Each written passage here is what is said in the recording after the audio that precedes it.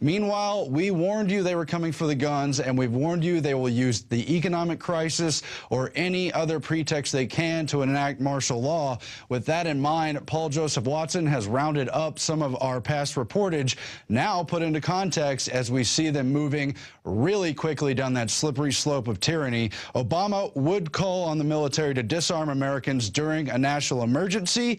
How? The blueprint is outlined in a series of Army manuals that details the confiscation of firearms and how they will declare a civil emergency and contain that crisis.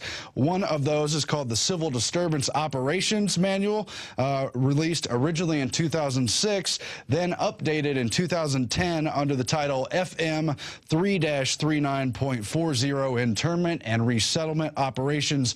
We've covered that in detail at length over the past year or so, but just a few of those highlights in retrospect. Warning shots will not be fired, according to page 20, and overall they describe how in containing a civil unrest situations, they will send military and or police forces to physically guard stores where they sell or distribute liquor, arms and ammunition, drugs, and everything else under the sun to prevent them from getting into the hands of rioters. Furthermore, we already know from the Katrina disaster that they will do gun confiscation even at gunpoint, door to door. It's been done before, and it's what they plan to do during civil emergencies. Rob Dew did that excellent viral video breakdown of that earlier in the year that has now over 1.2 million views. We played it last night. You can find it up on the YouTube channel for The Alex Jones Channel. Meanwhile, a North Carolina police lieutenant warns of plans for martial law coming in 2013. He called in to Pastor Butch Paugh's show on GCN Live the other day and described how they are doing training for active martial law scenarios to take place during this year. This clip really speaks for itself. Let's go to that right now. You're a lieutenant in the police or the military? The police department. What's your opinion? Things are going downhill very quickly, sir. What are you hearing from your superiors of what's coming down and what you're looking for? Well, they're looking for it to happen, and they're training for it to happen. Now you said they're training to take us down or training to defend us? Yes, sir. Training to take us down. And really? Law enforcement here in North Carolina has started training with drones, military-operated drones. Wow. Okay, they started training with military drones in North Carolina. Yes, sir. That's correct, sir. And your superiors are training the forces to take down the American people. Yes, sir. Things are very alarming. For those of you who've not caught up to speed yet, are still trying to figure out the scenario, there's an excellent retelling of the really true, but what many would consider alternate history of our modern day. It's written by financial expert James Quinn under the title Obedience to Authority, Should We Trust the Government? It's a long 13-page article. Obviously, we're not going to get into the whole thing now, but he starts off with kind of the anecdotal reference to that famous Pink Floyd song, Mother, one of the lyrics of which is, "Mother, should I trust the government?" and goes on to describe a range of kind of subtle tyrannies and how he was at a concert for Roger Waters, the head of Pink Floyd, and when he sang, "Mother, should I trust the government?" the whole crowd of 40,000 people shouted no. In other words, people are starting to wake up, but why is the system itself still perpetuating and accelerating its tyranny? Well, we just have to look at all the tactics they've used, the psychological techniques between Aldous Huxley, between Edward Bernays, between George Orwell, and plenty of others, and we see our answer. He writes, "They have created a totalitarian state built upon egotism, material goods, and fulfilling our desires through Wall Street, peddled debt, and mass consumerism. It's been an incredibly effective form of control that has convinced the masses to love their servitude." Now, that's a reference, of course, to the Brave New World quote written by Aldous Huxley, who predicted that in a future tyranny, really the final revolution, the system system would get the population to actually love its own enslavement because they'd be so doped up and so controlled and regimented that they wouldn't know any different. And he goes on to describe how it's this whole consumer society, the creation of Great Society, handouts and dependency things starting in the 60s, going back, of course, to the FDR days in the 30s, the rise of the credit card for the first time in the 70s, giving consumers access to cheap debt. All this stuff is coming to a head, all these banker schemes. It's mathematically becoming impossible to continue. So how will they continue it? Well, the system has a credibility crisis, but basically the population has learned to love its authority. It is obedient to authority. This was proved in the Milgram experiments back in the 70s and in many other respects, where they found that even when people don't like what's being done, they respect that authority and obey it because they're afraid to do otherwise, essentially. That was the experiment where they brought in test subjects to shock people when they got the wrong answers, and found that more than 65% of those in the test were willing to administer deadly electrical shocks just for people getting the wrong answers on word association exams. It really says a lot about our society. But this article goes on and explains, really sums up this big problem in a great paragraph here. Why do we have 47 million plus on food stamps? Why are the bankers allowed to loot and continue their big crimes? Well, we're in a system where there's too little cash, too few jobs, too much debt, too many takers, too few makers, too many bankers, too much delusion, and too few resources to sustain the unsustainable. We have entered the end stages of a ravenous locust swarm. The fields have been stripped barren, and what's more, a lot of people know it. If you stop obeying that system, if you say no to it, and if you let them know you see through their illusion, well, that's really the only chance we have to put this thing to bed. Otherwise, a system that seeks power will keep its power. It was explained thoroughly in 1984. Power is not a means to an end. It's not something they do to enact some kind of paradise or utopia. A system that craves power wants only that. They want power for the sake of power. And so you really can't trust that system.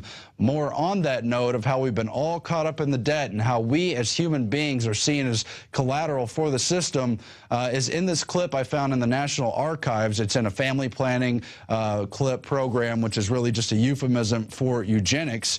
I wrote the article yesterday. Under eugenics, you are a human resource slave to the New World Order. They really call us human resources, talk about how they need to control the breeding and the production of human beings because we fit into the larger planned economy where we have no economic freedom, where they could ship our jobs to China, you name it, and we're not to be in charge of even how many babies we have. Let's go to that clip now. Aaron Dykes here on January 1st, 2013. Now, Alex Jones talked on the show today about how the system views us as human resources. And this is happening more and more under the eugenics model, more and more here in the United States as we adopt Obamacare, as we move towards a planned economy where there's limited economic options and less freedom all the time. Now, I just want to point out they really do consider us human resources.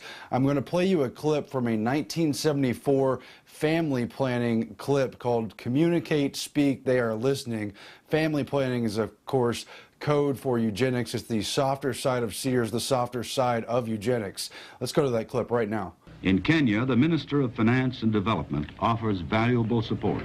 Well, my views, which really are government views, is that family planning is an integral part of development planning. It is an essential part for the reason that you cannot hope to plan other forms of production if you cannot plan the production of the main resource, the human beings. We view it as an aspect of human freedom. Incredibly, you see this finance and development minister claim that it's the state's role to decide how many people reproduce, who and when, because they are human resources, part of the overall planned economy system, which time and again leads to limited freedom and basically totally slavery. But on top of that, you see this incredible 1984 Orwellian backwards doublespeak where freedom is slavery. Somehow when the state tells you if you can breed or not, that's freedom from the natural restrictions on breeding that otherwise occur. So that is not slave to just natural forces. And this is what I said in Swahili to these people, that we view family planning education as an extension of personal liberty. And you can find that film in the National Archives. Signing off for Infowars.com. And again, this world government system has explained to us, has lectured us, has told us how they're going to control the number of human beings, who's allowed to reproduce, and they've even bragged about how they're going to ration food supplies to keep the population in check. This goes back at least 100 years. Here's 3 key quotes. I've read them to you before on air, but I'll read them again because they're so important. In Ecoscience, that tyrannical manifesto written by John P. Holdren, the White House science czar, and by Paul Ehrlich, the population bomb guy, they wrote about the planetary regime they wanted to bring into being. The planetary regime might be given responsibility for determining the optimum population for the world and for each region, and for arbitrating various countries' shares within their regional limits. Control of population size might remain the responsibility of each government, but the regime should have some power to enforce the agreed limits. And they're talking about controlling the resources, allocating the food supplies, and everything else, telling you how much carbon you're allowed to use, as we're seeing in this current era. Henry Kissinger talked about the same thing. His famous quote, if you control the oil, you control the country. If you control food, you control the population. He said that in the early 1970s and then went on to formalize that policy under National Security Memorandum number 200, issued in 1974. That's the Food as a Weapon Doctrine. He wrote in part in that document, mandatory programs may be needed and we should be considering these possibilities now. It also said, would food be considered an instrument of national power? Is the U.S. prepared to accept food rationing to help people who can't or won't control their population growth? And again, he identified 13 key countries for immediate depopulation and bragged about how they're going to control the population and the populace in general through those ration food supplies. But it goes back even further to Lord Bertrand Russell, who wrote that seminal book, The Impact of Science on Society, in 1954. He said, to deal with the problem of increasing population and decreasing food supplies, it will be necessary to find ways of preventing an increase in world population. If this is not done through wars, pestilence, and famine, it will demand a powerful international authority. This authority should deal out the world's food to the various nations in proportion to their population. If any nation subsequently increased its population, it should not on that account receive any food. Therefore, the motive for not increasing population would be very compelling. And he writes how a government that distributes and controls the food is absolute as long as it can count on the police and armed forces to enforce those policies. How damning and thorough is that? That's the martial law scenario they're moving towards. Complete control of the economy, of your food supplies, disarmament. They want to control everything. It's not a loving socialist government.